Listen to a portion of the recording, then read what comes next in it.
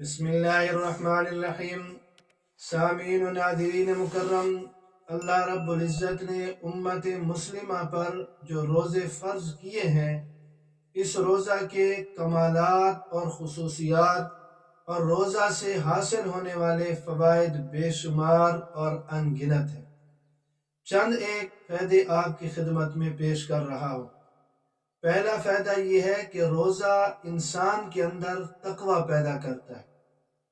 روزہ سے انسان کے اندر اللہ رب العزت کا ڈر اور خوف پیدا ہوتا ہے۔ روزہ انسان کو رب تعالیٰ کے حاضر اور ناظر ہونے کا احساس دلاتا ہے، اور قرآن کریم میں جہاں روزوں کی فرضیت کا حکم دیا، وہاں روزے کا فلسفہ یہی بیان فرمایا کہ تم پر روزے فرض کیے گئے ہیں تاکہ تمہارے اندر تقوی کی صفت پیدا ہو۔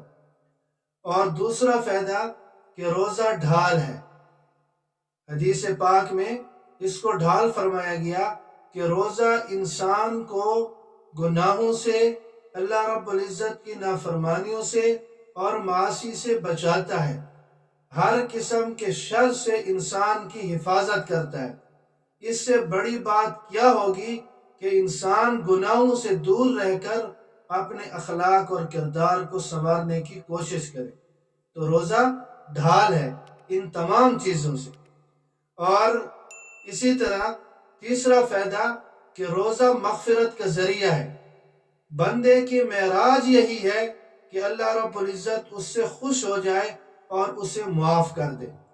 روزہ دار کی بخشش اور مغفرت کی خوشخبری حدیث پاک میں دی گئی ہے۔ نمبر 4، روزے کا کمال اور فائدہ یہ ہے کہ روزہ دار کو اللہ رب العزت کی طرف سے خصوصی پروٹوکول دیا جائے گا، خصوصی انعام دیا جائے گا، اور خصوصی طور پر اللہ رب العزت میدان محشر میں اعلان فرمائیں گے کہ روزہ دار کہاں ہے، اعلان ہوگا۔ اور پھر اللہ رب العزت کی طرف سے اعلان ہوگا کہ روزہ دار جہاں کہیں بھی ہیں، وہ جنت میں ایک دروازہ ہے جس کو ریان کہتے ہیں، تو وہ باب ریان سے داخل ہو جائیں۔ ریان جنت کے دروازے سے داخل ہو جائیں۔ یہ ریان جو جنت کا دروازہ ہے، یہ روزہ داروں کے لیے مخصوص ہے، اور جب تمام کے تمام روزہ دار داخل ہو جائیں گے تو اس دروازے کو بند کر دیا جائے گا۔ تو یہ خصوصی پروٹوکول ہے صرف اور صرف روزہ دار کے لیے، اور کسی عمل پر اللہ رب العزت نے کوئی جنت کا دروازہ مخصوص نہیں کیا۔ صرف اور صرف روزہ دار کو انعام دینے کے لیے اللہ رب العزت نے جنت میں ایک دروازہ مخصوص کیا جسے باب الریان کہتے ہیں۔ اور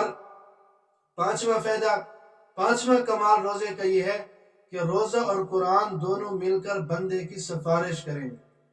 روزہ اور قرآن کے علاوہ کسی اور عمل اور عبادت کو یہ سعادت حاصل نہیں ہے کہ وہ بندے کی سفارش کر سکے۔ جب یہ اللہ رب العزت سے کہیں گے کہ اس بندے کے حق میں ہماری سفارش قبول فرما، روزہ اور قرآن، تو اللہ رب العزت ان دونوں کی سفارش کو منظور کرتے ہوئے روزہ دار کو جنت میں داخل فرما دیں گے۔ تو یہ چند ایک فائدے تھے جو آپ کی خدمت میں پیش کر دیے۔ اللہ رب العزت مجھے اور آپ سب کو رمضان المبارک کی قدردانی کی توفیق نصیب فرمائے۔